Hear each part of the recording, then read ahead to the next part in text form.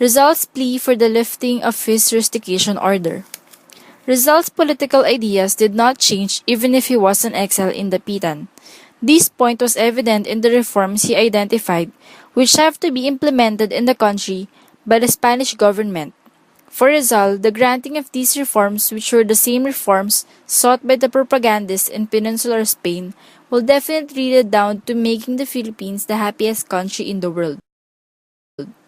Cornicero, who was then the politico-military commander of the Dapitan, sympathized with Rizal and assured him of possible support from Cornicero's friends in Madrid.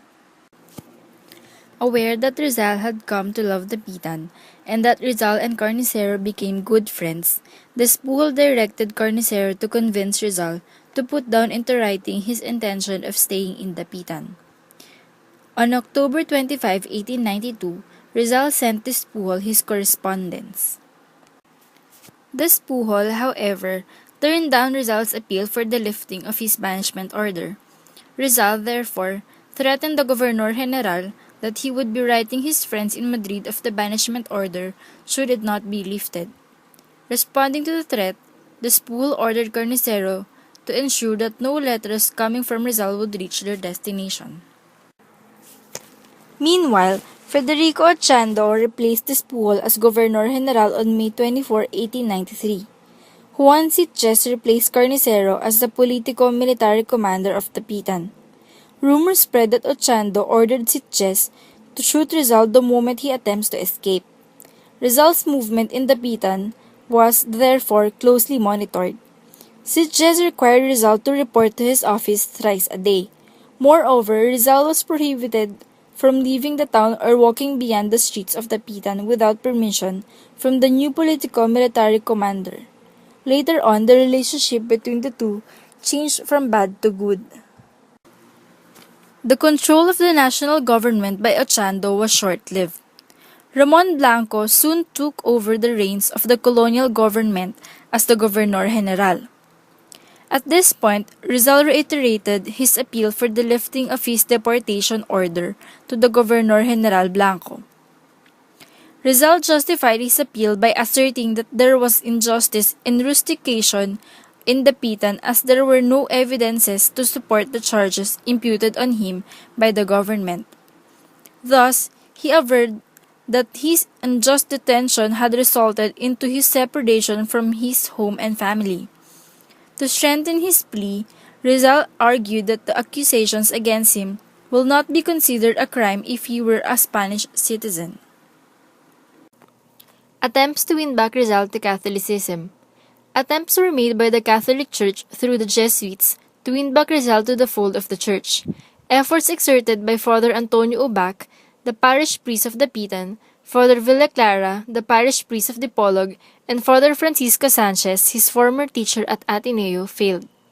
Father Pablo Pastels, the superior of the Jesuit order, sent Rizal a series of letters convincing Rizal of the flaws of his religious views, which led to a religious debate between Rizal and Pastels. In the end, Rizal was not persuaded as the debate ended in stalemate. The arrival of Josephine Bracken in Dapitan aggravated the situation. In his love for Josephine, Rizal requested Father Ubac to officiate a church wedding to legalize his union with the young Irish lady. Nonetheless, two conditions were given by Father Ubac. First, the retraction of Rizal's religious errors, and second, a general confession. Since Rizal did not concur with these requirements, no church wedding took place. Having known of the failure of the Jesuits, the friars attempted to win back Rizal to Catholicism. One strategy they employed was bribery. They offered Rizal a professional chair in the university, a landed estate, and a 100,000 peso on the condition that Rizal would repudiate his noli me tangere and el filibusterismo. Rizal responded by saying, "What my right hand did, my left hand will not undo." The second strategy applied by the friars was the use of a spy trap to Rizal. Pablo Mercado, whose real name was Florencio Namanan, was sent by the friars to Dapitan to spy on the activities of Rizal. Namanan agreed to work for the friars, to secure letters and other articles that would show that Rizal was a separatist. He then went to Dapitan and offered himself as a courier of Rizal's letters and writings for the patriots in Manila. Since Rizal was an intelligent man and could not recall any relative having the surname of Mercado, he was able to detect that Pablo Mercado was an impostor and had him arrested by the commander Juan Sitges. Attempts to rescue Rizal from Dapitan. Rizal's friends in Manila and Europe learned about Governor Blanco's suggestion for Rizal to leave the country. The Grand Regional Council of the Philippine Masonry reacted to this by generating funds for Rizal's trip to Spain. Members of the said council were so eager to see Rizal leave the country, as his presence is a threat they feared that the friars would always be blaming the Masons for all agitation for change in the Philippines. While the Masons wanted Rizal to leave the country for good for their personal advantage, his friends in Europe had other purpose in mind. Paez, for instance, was commissioned by the propagandists to find a suitable vessel in Hong Kong or Singapore to rescue Rizal but failed in chartering one. Basa's plan would be working for Rizal's release through his friends among the ministers in Madrid. But for Regidor, it would be wise to work out for Rizal's freedom in Manila. The problem, nonetheless, was no one would intercede with Blanco on this matter. The last attempt to rescue Rizal came from the Katipunan. Based on the Katipunan's plan, Rizal had to be kept in the Philippines for him to freely lead the revolution. Bonifacio, the Supremo of the Katipunan, commissioned Pio Valenzuela to be his emissary to Rizal. In the course of the conversation between Rizal and Valenzuela, the former clearly expressed his rejection of the plan for a bloody revolution of the Katipunan. His disapproval of the scheme rested on two grounds: the unpreparedness of the people and the lack of funds and weapons. Rizal stressed the point that pursuing the revolution would tantamount to national suicide. He expressed his gratitude for the concern of the Katipunan for his welfare. Nonetheless, he was not persuaded by Valenzuela to escape Dapitan, as he had given his word to the Spanish authorities. Regidor took last option to free Rizal from Dapitan.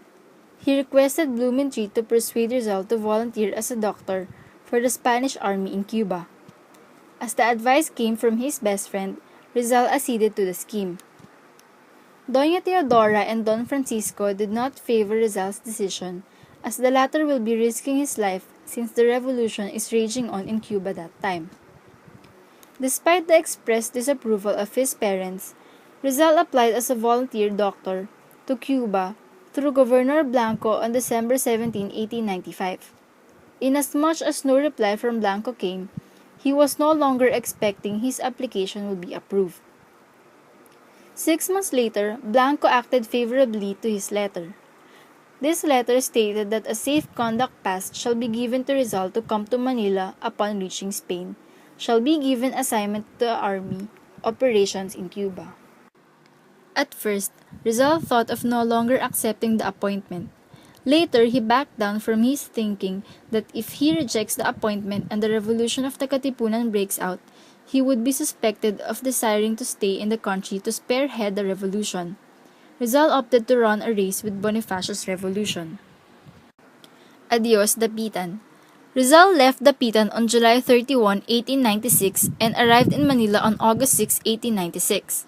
Rizal was detached from the rest of the world as no one was allowed to see him except his family. His frequent visitor, however, was Josephine. The revolution breaks out. The discovery of the Katipunan, as a result of Teodora Patiño's disclosure of the organization's secrets to Father Mariano Hill on August 19, 1896, resulted in mass arrests of Katipuneros and non-Katipuneros in Manila. Bonifacio summoned all the leaders for a meeting to work out the steps the society will take to cope with the crisis. On August 23, the historic cry of Pugadlawin took place, wherein Bonifacio asked the Katipuneros if they were ready to fight the Spaniards, whatever be the cost. All those who attended the assembly at Pugadlawin expressed their willingness to fight to the last. Upon hearing the response of his men, Bonifacio ordered them to take out their cedulas and tore them to pieces, shouting, "Mabuhay ang Pilipinas!" This event marked the beginning of the Philippine Revolution against Spain. Rizal learned of the outbreak of the revolution and the skirmishes that had erupted around Manila through the newspapers he was able to read. On August 30, 1896, Governor Ramon Blanco issued a gubernatorial decree declaring a state of war in Batangas, Bulacan, Cavite, Laguna, Manila, Nueva Ecija, Pampanga, and Tarlac, and placing them under martial rule. On the same date, Rizal received the letters of recommendation to Marcelo Azcárraga, the Prime Minister of Spain, and the Colonial Minister, which absolved him from the insurrection that was then raging on. Rizal sails to Spain for Cuba.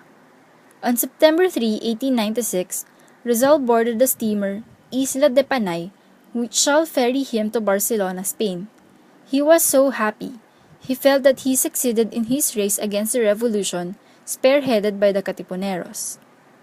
While the ship was passing through Suez Canal, a telegram reached the ship ordering that Rizal should be arrested and detained at the captain's cabin. This shocked Rizal so much. By October 3, 1896, Rizal reached Barcelona. He was heavily guarded and detained as a prisoner at the steamer Isla de Panay. On October 6 at 3 in the morning, he was informed that he would be taken to the Fort Munich, the prison citadel of the city. Upon arriving at the fort, General Despujol, the Governor-General who decreed his deportation to Dapitan, told Rizal that he would be shipped back to the Philippines on board the ship Colon. On the same date, he left Barcelona for Spain. At this point, Rizal realized that he had lost his race against the revolution in the Philippines. Rizal could have not suffered this fate if only listened to the suggestion of Don Pedro Rojas, a fellow passenger at the Isla de Panay. Don Pedro advised him to take advantage of the protection of the British law while the ship was docked at Singapore. Rizal did not heed the said advice on his belief that Governor Blanco was a friend, considering that he allowed him to go as a free man to Spain to become a medical surgeon of the Spanish army in Cuba. Rizal's friends in Europe learned what happened to him and decided to come his rescue. Regidor and Lopez transmitted telegrams to an English lawyer in Singapore, Hugh Fort, to rescue Rizal by means of a writ of habeas corpus. This, however, failed as Chief Justice Lionel Cox did not grant the writ of habeas corpus, as the steamer Colon carrying Spanish troops, a war vessel, was not within the jurisdiction of the British authorities in Singapore. The steamer arrived in Manila on November 3, 1896. Under tight security, Rizal was brought and incarcerated at Fort Santiago. The Spanish authorities commenced their expedition of fishing evidences that can be used against Rizal. Those who sympathized Rizal were harassed and tortured.